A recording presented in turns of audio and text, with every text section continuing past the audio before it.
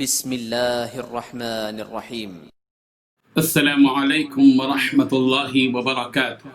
الحمد لوليه والصلاة لنبيه محمد وآله وصحبه أجمعين أما بعد. حاضرین و ناظرین، یہ درس نمبر 888 ہے، 888.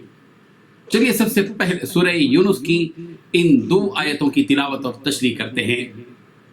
آیت نمبر 106 اور 107، 106 and 107.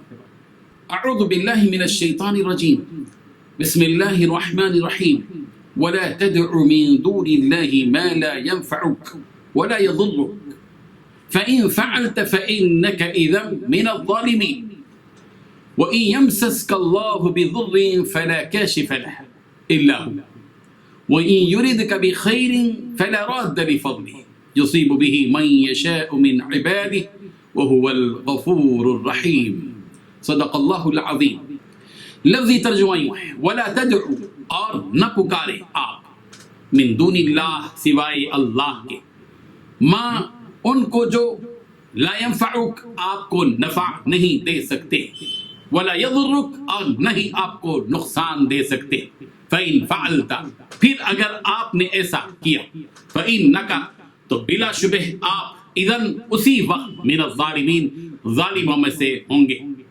وَإِن، اور اگر، یمسس کا، پہنچائے آپ کو، اللہ بضر، کوئی تکلیف، فلا کاشف، کوئی دور کرنے والا نہیں، لہو، اسے، الا، سوائے، ہو، اس کے.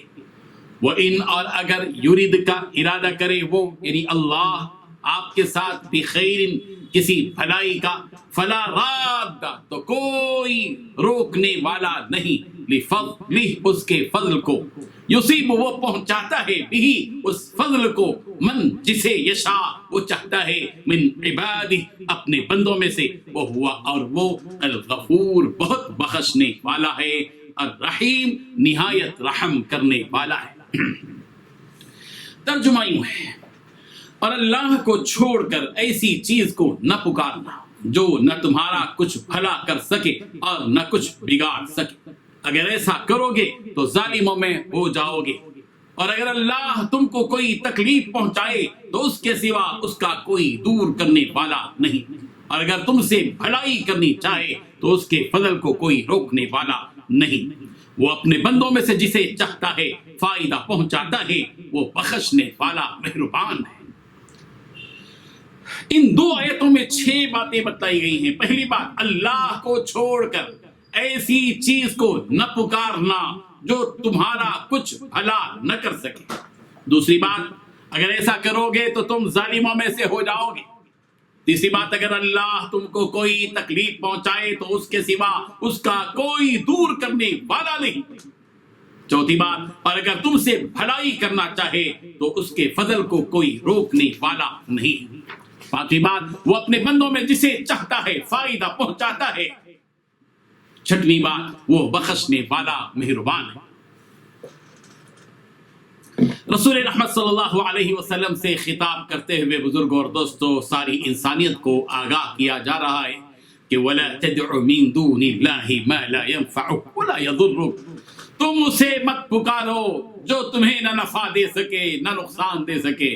یہ پتھر تمہیں نفع نہیں دے سکتے، یہ مورتیاں، یہ بت تمہیں نفع نہیں دے سکتے، نہ ہی تم کو کوئی نقصان پہنچا سکتے ہیں. ان میں کسی قسم کی کوئی طاقت نہیں. نہ یہ زمین تم کو کوئی نقصان پہنچا سکتی ہے، نہ یہ آسمان تم کو کوئی نقصان پہنچا سکتا ہے، نہ یہ زمین تم کو کچھ نفع دے سکتی ہے، نہ یہ آسمان تم کو نفع پہنچا سکتا ہے. سارا نفع، سارا نقصان اللہ ہی کے ہاتھ میں. سورہ شعراء کی آیت نمبر 213 میں بھی یہی بات کہی گئی، فَلَا تَدْعُ مَعَ اللَّهِ إِلَٰهًا آخَرَ فَتَكُونَ مِنَ الْمُعَذَّبِينَ. بس تم اللہ کے ساتھ کسی اور معبود کو نہ پکارو کہ تم بھی سزا پانے والوں میں سے ہو جاؤ گے. اللہ اکبر. اللہ ہم سب کی حفاظت فرمائے. سورہ قصص کی آیت نمبر 88 میں بھی یوں کہا گیا، وَلَا تَدْعُ مَعَ اللَّهِ إِلَٰهًا آخَرَ لَا إِلَٰهَ إِلَّا هُوَ كُلُّ شَيْءٍ هَالِكٌ إِلَّا وَجْهَهُ لَهُ الْمُلْكُ وإليه ترجعون. اللہ تعالیٰ کے ساتھ کسی اور کو معبود نہ پکارو بجز اللہ تعالیٰ کے، اور کوئی معبود نہیں. ہر چیز فنا ہونے والی ہے مگر اسی کا منہ اور اسی کے لیے فرما روائی ہے، اور تم اسی ایک رب کی طرف ہی لوٹائے جاؤ گے.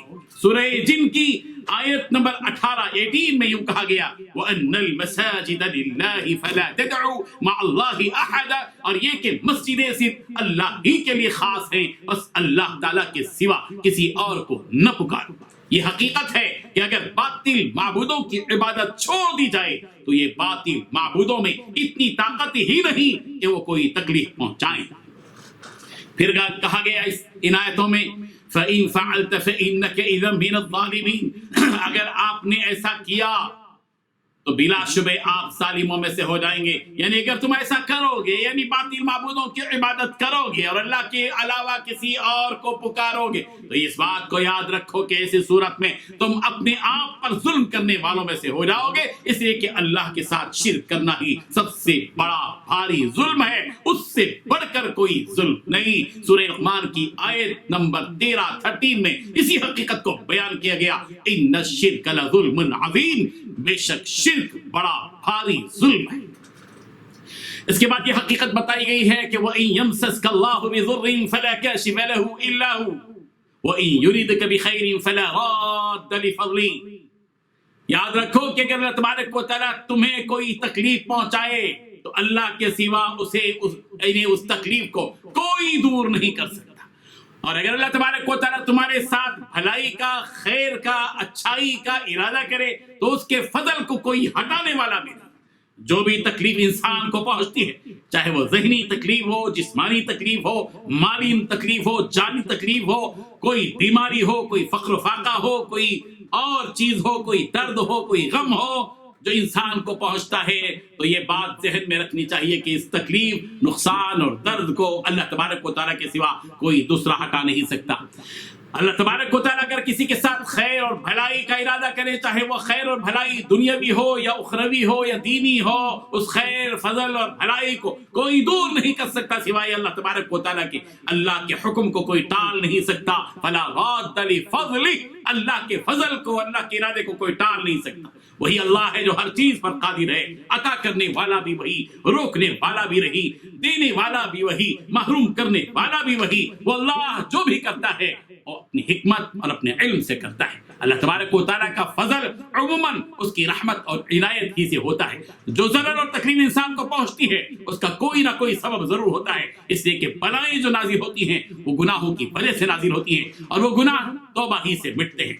سورہ شورى کی آیت نمبر 30 میں یہ حقیقت بتائی گئی وَمَا أَصَابَكُم مِّن مُّصِيبَةٍ فَبِمَا كَسَبَتْ أَيْدِيكُمْ وَيَعْفُو عَن كَثِيرٍ. اور تمہیں جو کوئی مصیبت پہنچتی ہے وہ تمہارے اپنے ہاتھوں سے کیے ہوئے کاموں کی وجہ سے ہوتی ہے، اور بہت سے کاموں سے تو وہ درگزر ہی کرتا ہے. اگر اللہ ہر آدمی کے ہر عمل کو، ہر برے عمل کو پکڑنے لگ جائے تو انسان بچ نہ پائے.